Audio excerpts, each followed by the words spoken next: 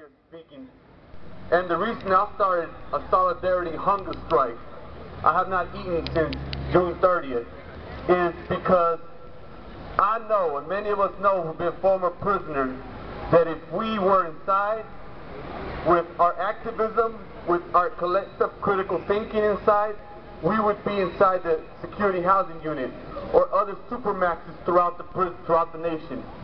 And with that, it's important to recognize that most of the people in the security housing unit are people who are critical thinkers, are people who want fundamental changes in our communities, are people who are human beings who are willing to sacrifice their life, their freedom, who don't want to be martyrs, who don't want to die.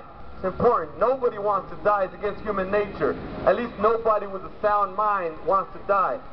So when people are going on a hunger strike, when people have not eaten in 8-9 days, the fundamental question that we have to deal with and ask is, why would anyone want to not eat for so many hours, days, weeks? Why would people want to put their life at risk, at stake? And the answer that comes about is, when you have conditions that are worse, when conditions are worse than you can imagine. Imagine being caged up for 23 hours,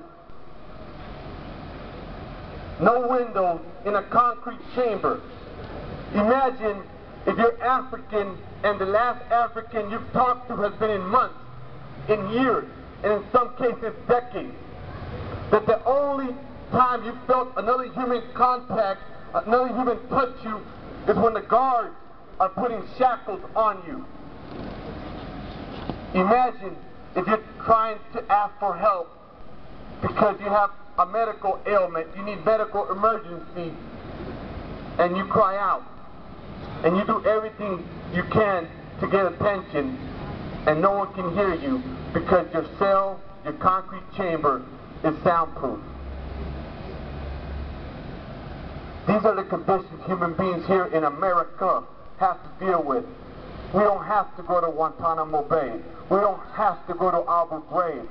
We have our own Guantanamo Bay here in Pelikan Bay. And not just Pelikan Bay, we got Corcoran Shoe, we have the Tehachapi Shoe, we have the Valley State Prison for Women Shoe.